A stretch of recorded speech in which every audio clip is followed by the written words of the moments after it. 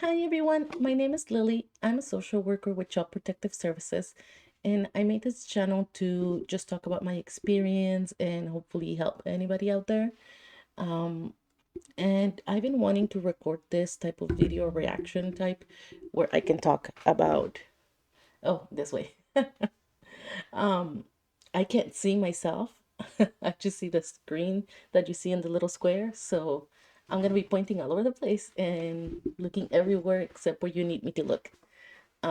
This is gonna be my fifth try. I had already given up, and then I'm like, okay, I'm gonna try to edit the oldest one that's gonna have like the most, because every time I recorded it, I lose some of what I wanted to say. But I've been fighting with it so long that I just I am not one to give up. So I'm here trying again, and hopefully we make it work this time. So this video is not about children. This is about nurses. So it's not completely related, but I felt like a lot of it, like it felt like what I go through. So here we go.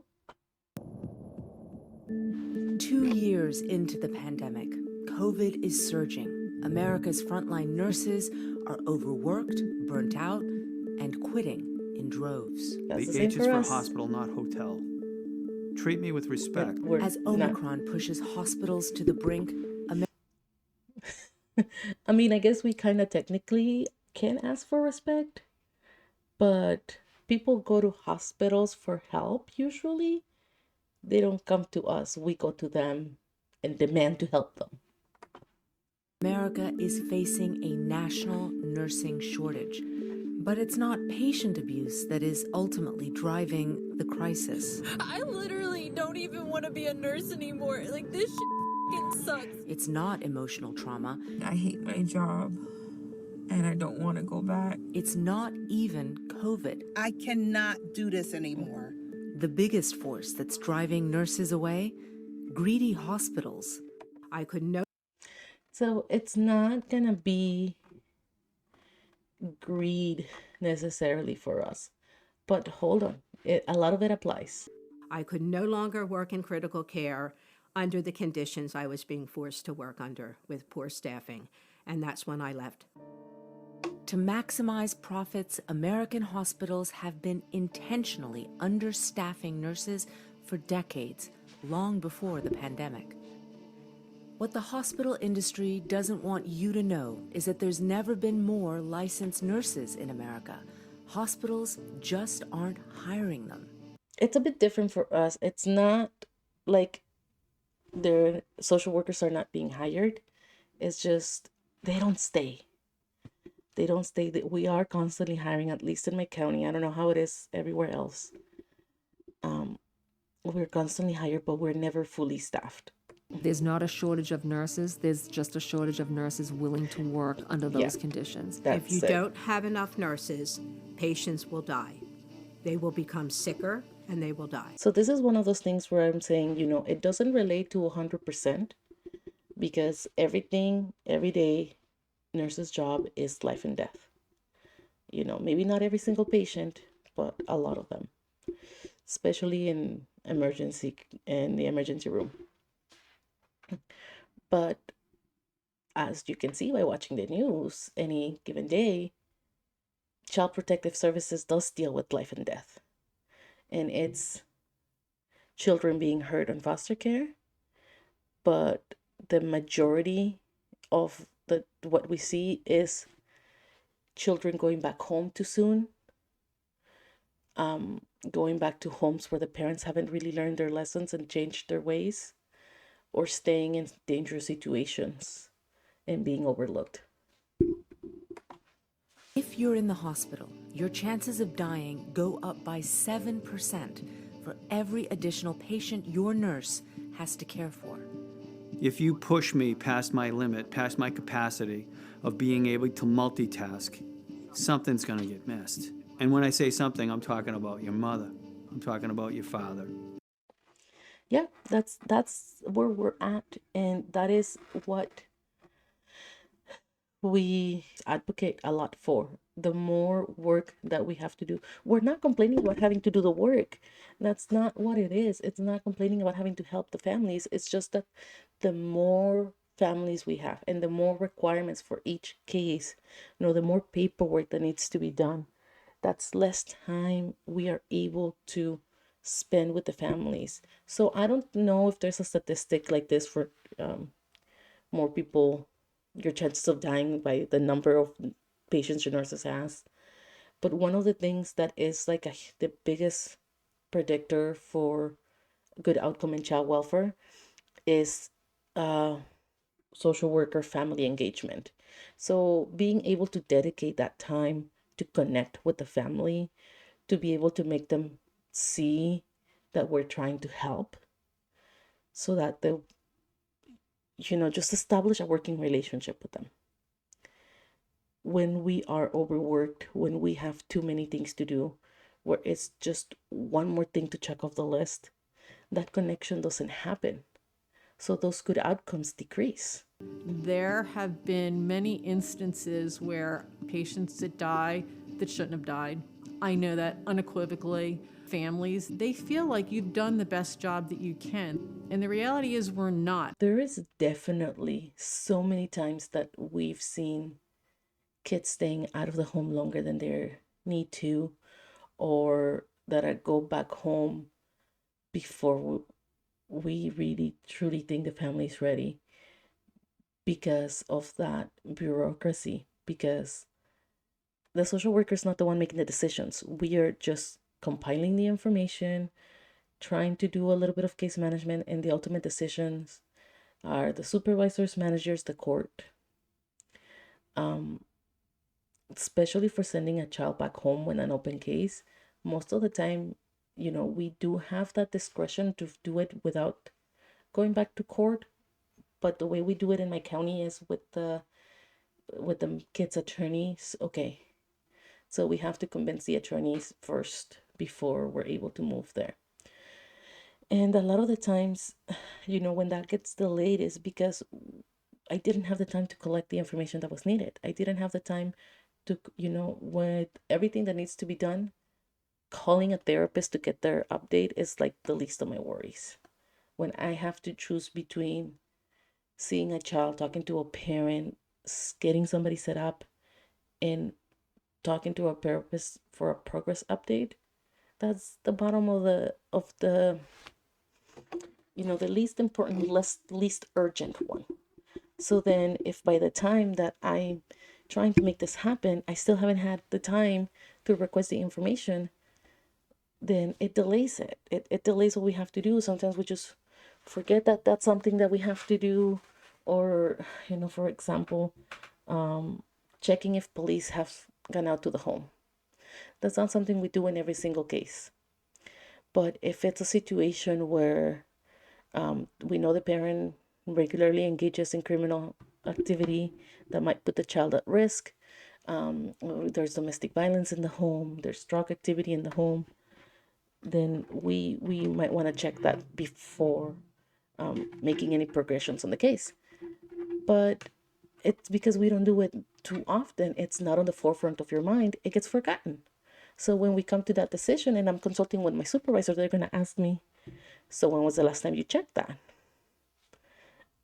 So now that decision gets delayed another 2 weeks because I have to request the police records, wait for them to come back, wait until my next meeting with my supervisor to talk about it. And if everything's good, then it just delayed it to 2 weeks. If it's not, then we have to recalculate, what's going on.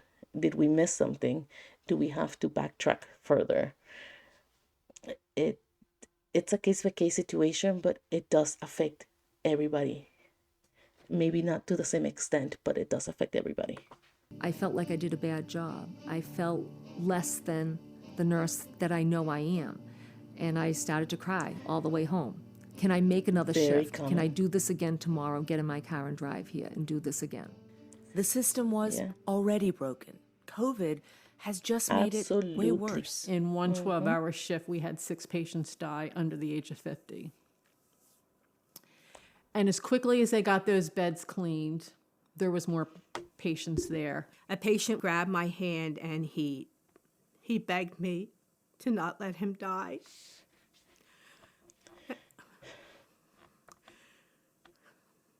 Sorry.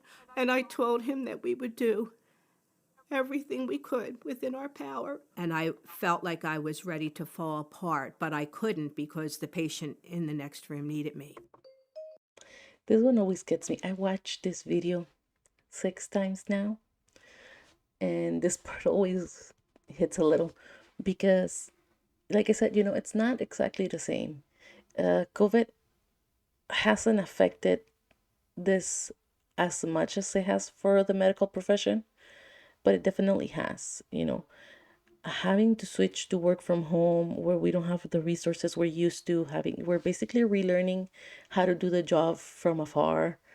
They try to do virtual visits with families instead of us going to the homes, but I actually only did that once where I wasn't allowed to go into a facility because of an outbreak. And how much more are we missing that the kids are not gonna tell us? The kids already don't tell us everything in person. We have to kind of look for the clues in the home, what's going on. Do we not see enough food? Do we look at dirty dishes in the sink and not see one for them? Do they not have enough clothes or shoes? We look for all those little things. And doing a video visit with the kids, just asking them how you're doing and how are things with the foster parent right next to them, it's not the same. So that's not something we did a lot of. But again, it's just, it affected us in a different way. But the point is, that was not the problem in itself. Yes, it made it a lot more difficult, but the problems were there before COVID. To understand how the situation became so desperate, you have to remember that hospitals are just like any other business. Staffing takes up This is about different. half the budget, so a smaller workforce means bigger profits. So this part is not that relevant to us. So this is saying, hospitals are a business. So if they spend less money on staff, that's more profit for them. And it's not necessarily the same for us, but it is a similar situation. Sorry, I'm trying to skip here at the same time. So we're not controlled by profits. Uh, Child protection, it's either nonprofit or government. But it's kind of like the same principle. In a business, you invest money to make a profit. There's not that incentive in business and nonprofits. There is not an investment in the people. And it might be a different reason why the budgeting and staffing is the way it is, but the outcome is the same.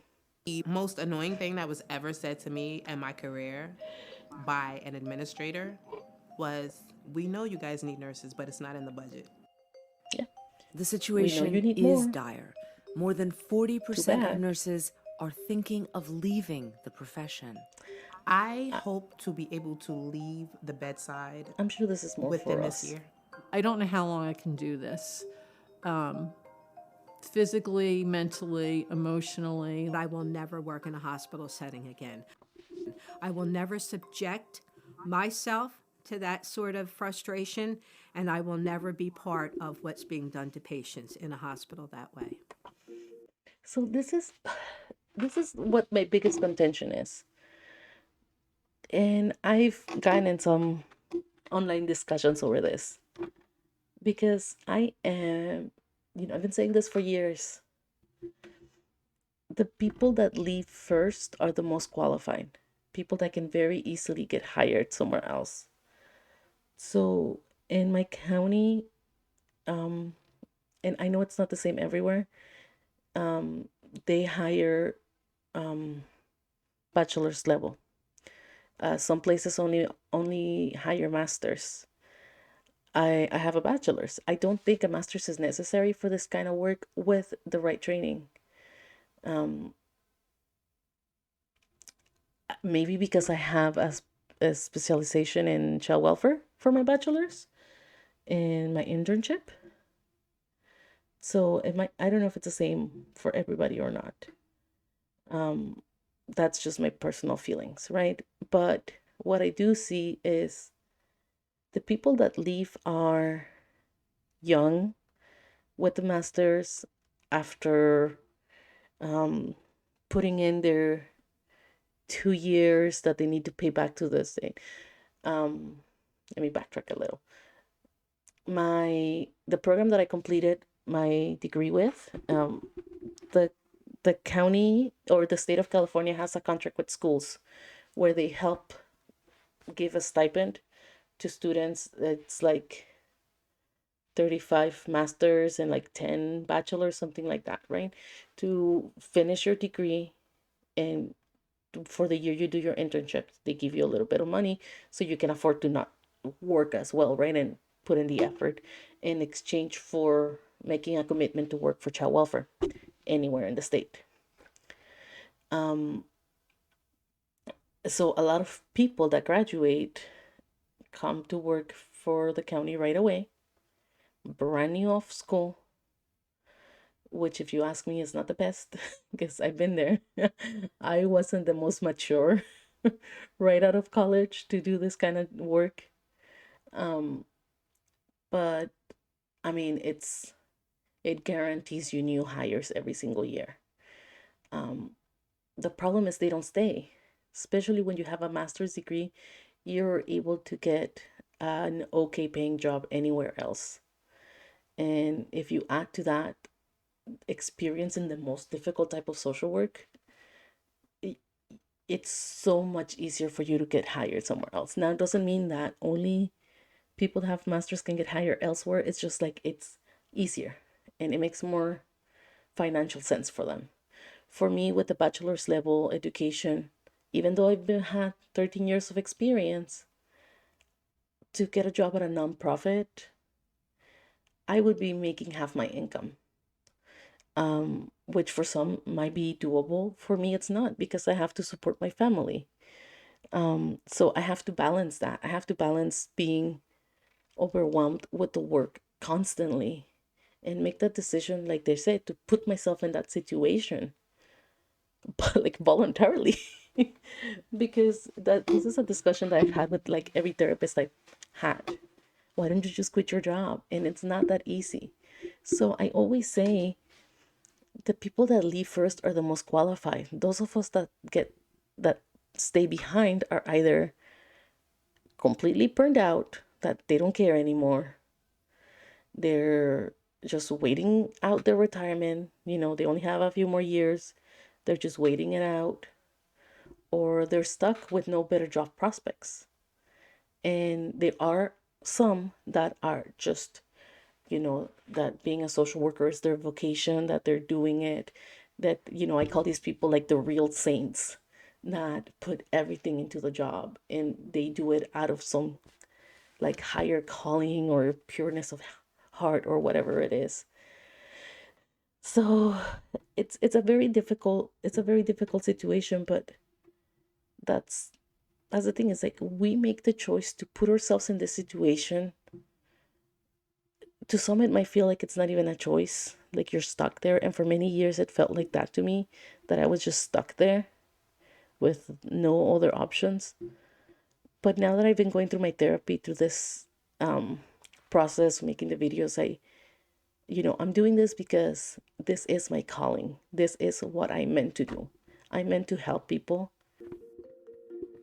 Focusing on pandemic burnout lets hospitals off the hook. We should be talking about better nurse-to-patient ratios, which would save lives. That's what I'm saying.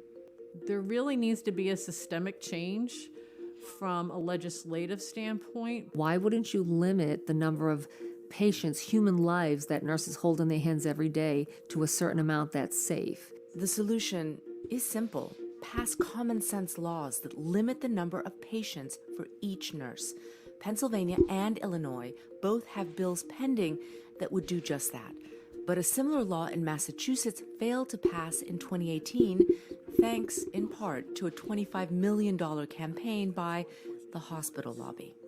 It puts government in charge of deciding how nurses care for patients, with the same rigid staffing ratios at every hospital in our state. A one-size-fits-all attempt to override the professional judgment of nurses. The problem with these ads, they're misleading. Just look at California, where a bill like this did pass. The result, more nurses hired, more nurses staying in their jobs, and better patient outcomes. Staying in their jobs. This is a national emergency, but one created by the hospital industry, not the pandemic. We need to save lives, not profits. It's my biggest fear, is to miss something that hurts someone. Because I'm not there to hurt, I'm there to help.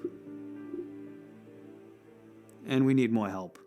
That last line, we are here to help. So help. It's just, there is no specific, we don't have fancy statistics, we don't have these numbers, but it's just common sense. I mean, the more work each person has to do, the less time they have to do that job. And having to multitask, somebody's gonna get missed, and they do. And the problem is, it's always the worker's fault. When something bad's happened, it's always the worker's fault. Nobody looks at the system was made this way, and there is this workers are not set up for success, or families are not set up for success. It's incredibly difficult to get them a provider that's gonna work for them, to get them a service that's gonna help them. So that's basically what I wanted to share. Just this video that has nothing to do with social workers, how much it relates. Just that feeling of overwhelm, of not knowing if you can keep going. That's what a lot of us encounter every day, and we keep doing it. And a lot of people quit, a lot of people leave, and they look for greener pastures anywhere else. And those of us that stay, like I said, it could be because this is what your calling is, what you're meant to do, or because you have nowhere else to go. And that's not okay. That's not how it should be. If we know having smaller numbers in the workload, a better ratio of worker to family, why do we not make that happen? It seems like common sense, but we make fun. We poke fun at our job, saying, when we're asking for something to change, but that would make sense. If it makes sense, it's not gonna happen. It just doesn't. Okay. Well, thank you for sitting with me through this. Hopefully not too out of it, too sleepy to make sense, and this time it works. If it's not too horrible, I'm gonna use it anyways. And now I guess I'm gonna go back to sleep, because putting the little one back to sleep really did make me sleepy. Bye.